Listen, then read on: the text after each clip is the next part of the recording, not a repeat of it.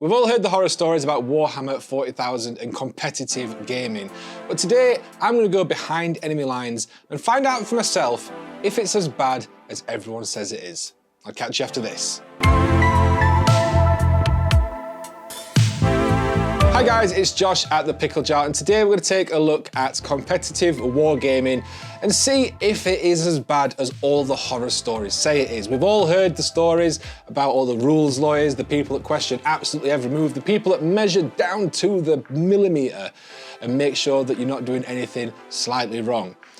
We've all heard those stories. What I want to find out is if they are accurate across the entirety of wargaming or if they're just a very small percentage.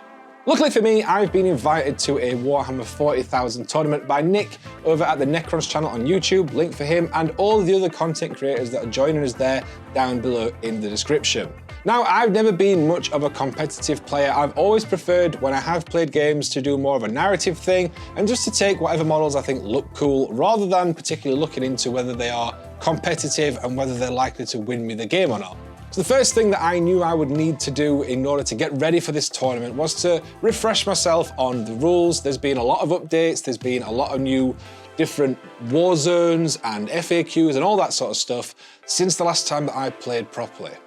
Now, I expect that if you are gaming on a more regular basis, this isn't too bad because you are more familiar with all the rules. And any changes that come along will be minor tweaks and changes, and you can just put them into place one by one as and when they come, rather than having to do what I've done, which is basically to reread the rulebook, my codex, I don't know how many different FAQs and erratas, along with the new Warzone book, the Nephilim book, which has the updated sort of rules for tournament play, mission packs, objectives, and all that sort of stuff. It's one of the things that I hear a lot of people complain about, that there are way too many updates and books and things that you need to keep track of. I think as a casual player, then yes, I agree, there's a lot to do, although I think you do generally just need to read the most recent book. If you are a competitive player and that's what you do, I would expect that you would be up to date with everything all the time, and then it's just one thing at a time to keep up to date with, if that makes sense. While I was writing my list, I decided to try and actually make a competitive list that was going to be a decent force to play with and to play against. I've always took fluffy lists before, but for this one, I decided to go quite troops heavy, giving me more models on the board and hopefully more board control, which would help me score objectives and things like that. Once I got a rough list worked out on what I thought I wanted to take, I decided I needed to play test it and have some games so that I could get familiar with the rules again and just prep myself for a weekend of gaming. Luckily, one of my moderators decided to play host that weekend for both myself and Elston from Elstonation, who also helps me do the Wargamers Anonymous podcast. Check out the link down below for that. We went down to Worcestershire and we played a couple of games of 40k. I played against Bofnet's Imperial Guard, which was a really fun game, my first game in a long time. Had a lot of fun doing that, learned a load of new rules. That was absolutely fantastic. And then I played against Elston's Tyranids, and I realised I didn't really have anything to combat, close combat or psychic. Now the psychic thing, there's not really anything I can do about that unless I took particular units or a particular dynasty. I can't do anything about that. Necrons just don't have psychic defense. The combat thing we'll come back to a little bit later on. The weekend was a hell of a lot of fun. We recorded an episode of Wargamers Anonymous live while we were down there as well. And I learned a lot about my list and how I could maybe tweak it to improve it. Once I got home, I made a couple more changes to the list and decided to play a couple more games against some friends up here just to play test it and make sure that I've tweaked it and I've got it right. I played against my friends Blood Angels and they were absolutely horrific to play against. They are very fast and they hit very hard in combat, which reinforced that I needed something to combat the combat. In the end, I decided to take a 20-man squad of Necron Warriors with Flayers, a 10-man squad of Necron Warriors with Flayers, a 10-man squad of Necron Warriors with Reapers. I took a Doomsday Arc for a big gun at the back. I took a Necron Lord, I took a Cryptek with a Veil of Darkness, and I took a squad of 5 Ophidian Destroyers. I'm not sure why I decided to pick the Ophidian Destroyers. I've always had a little bit of a soft spot for them. I think I really like the design. It reminds me a lot of the old Wraith design, the old metal ones. And just on paper, they looked like they should hit really hard. In hindsight, maybe I should have taken Wraiths instead. They've got a better save, they've got a better toughness, and they've got a similar amount of attacks. I think there are more points, and I managed to squeeze 5 of these in, whereas maybe I would have only been able to squeeze 3 or 4 wraiths in. Once I got my list all set in stone and knew what I was taking, I realised that I had a little bit of painting to do. I was determined that I was going to at least score 10 points in each game for having a fully painted army. So the night before I left, I set to work building and painting the last 2 Ophidian destroyers that I needed and painting the Doomsday Ark for my list to round it out and complete it. Now, unfortunately, although I worked very late into the night, I did not manage to get my Ophidian destroyers fully painted with just the blades left to do. So I decided to take my Frontier Wargaming hobby case with me, take the paints that I needed, the brushes that I needed, the wet palette that's already in it, and do some hobbying when I arrived at the hotel on the Friday, so that on the Saturday when I come to play the tournament, my models would all be fully painted and done. The Friday morning, I woke up bright and early and got everything packed away and ready for my 2 friends, Big Mech Danskull and Let's Make It OK, to come and pick me up because Big Mech had kindly decided to drive us down there for the weekend. Big shout outs to them, links down below in the description if you want to check them out, along with all the other content creators that you'll see in the footage later on. The drive down there was a hell of a lot of fun. We talked about competitive gaming and tournaments and things like that and lists, because none of us were particularly tournament players. So it was interesting getting their perspectives as well. Once we all arrived down in Portsmouth, Plymouth, Bournemouth, we realised that we all had bits of hobbying left to do to finish off our armies.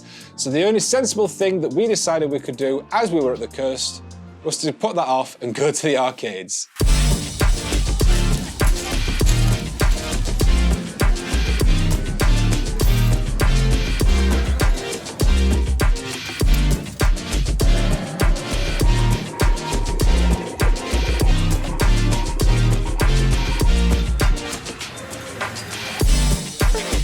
Once we decided we'd had quite enough fun for the evening, we all retired back to his rooms. I went back to Richard's house, who I was staying with, and they went back to the hotel, and we all cracked on and got our last little bits of hobbying done, ready for the tournament Saturday morning. Hi guys, so we are at the venue. We are ready to start the tournament, I think, very shortly. People are arriving. It's been nice to meet some people and put some faces to names. As you can see, we are in a gazebo. We've got all the lovely tables set up and everything. Some nice Necron terrain and Orc terrain, supplied by Nick, I believe. I think we've got 3 Necron players, 3 Orc players, Black Templars, Blood Angels, Nids, and Chaos Space Marines. So there's a decent-ish mix. Really hoping I don't play against the Tyranids or Blood Angels after some of my test games. We'll see what happens. I'm looking forward to it. This is going to be fun. I feel like I'm prepared. I think. We'll soon see. I'll cut back to here and we'll have some chats after the games and stuff. But for now, I'm going to go and socialise and get cracking. I'll see you in a bit. I want to compliment Nick on putting together an absolutely fantastic event. We've got 10 content creators here playing a few games each. He'd got drinks, he'd got snacks, he'd got all the tables set up with the terrain set up, he'd organised the lot. It was a really sunny day, he'd got plenty of water to make sure we all stayed hydrated. We were playing outside but not in the sun, in the shade, and it was absolutely fantastic. So the first round has been drawn, and there are 4 tables, 10 players, which means that 1 pair isn't playing yet. I'm in that first pair, so I've been asked to get some B-roll footage of everyone else's games and just sort of generally hang about. And there was me thinking I'd got a weekend off work. My first game was delayed because my opponent was running a little bit late, so I got to look around at what everyone else was doing and eavesdrop on conversations, and the general atmosphere at this tournament was absolutely amazing. Everyone was just having fun, playing games. Everyone obviously wanted to win, but no one was being a dick about it. Eventually, 6+Stevo, who was my first opponent, turned up and we got to work on our first game. I had so much fun playing this game. I played against his Orcs. I was using my Necrons, obviously, and I had an absolute blast. No one was being awkward with each other or obtrusive or anything like that. We were playing, we were having fun, and it was like playing against one of my friends, except that we were keeping proper track of all the points rather than forgetting some of them and not bothering with the rest. The first game against Stevo went really well. I took an early lead. I did sort of start to dwindle towards the end, but I took an early lead, which did end up winning me the game. And in an ironic turn of events, I ended up in second place. after the first game with 72 points. I'm not sure how that happened. First game done, took a little bit longer than I expected because we were a couple of rusty players playing, but I ended up taking the win, which I'm quite happy with and surprised. Next game, I'm going to be playing against the one and only Nick. Yay, Necrons! So it's going to be Necrons versus Necrons. I'm not holding out much hope for this one. We'll see what happens. I'll catch you in a bit. Unsurprisingly, I ended up losing against Nick. Regardless of that, he was an absolutely fantastic person to play against, despite the fact that he cheated once with the terrain that wasn't 5 inches tall, but we'll let that slide. And I had a hell of a lot of fun playing against him. One of the things that I would like to point out as well is the fact that everyone talks about codex creep and how older codexes are just no good at all and you're only going to do any good with newer codexes.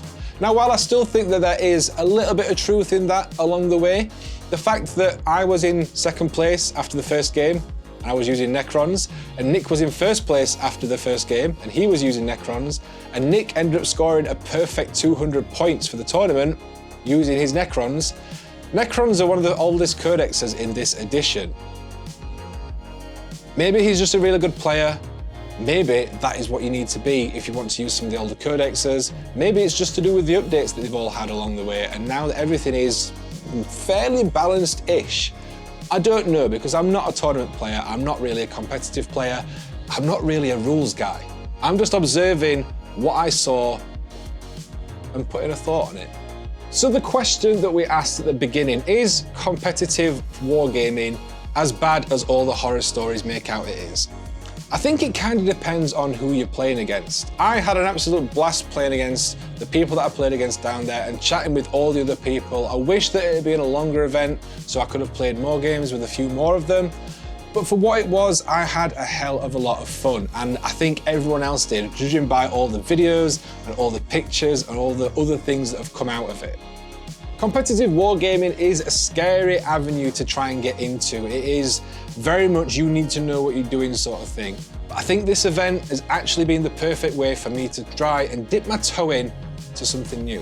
What do you guys think? Are you into competitive wargaming? Do you like to do list building and play that sort of style, or are you more on my side, which is definitely more hobby inside and very casual play? Let me know in the comments down below.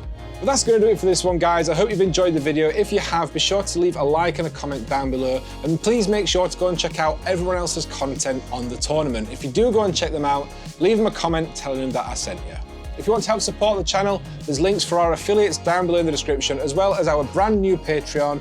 If you join up to Patreon, you'll get access to the VIP room over on Discord. You'll get physical objects like stickers and pre-order bonuses on other merch like t-shirts and stuff coming up. Massive thank you to all our current Patreon members. You guys are amazing. Thank you so much for helping support the channel. That's going to do it from me. I'll catch you in the next one, and until then, enjoy your hobby.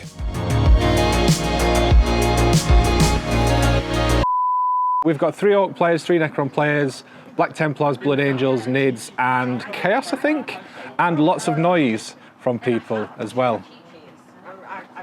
Really simple. So unprofessional.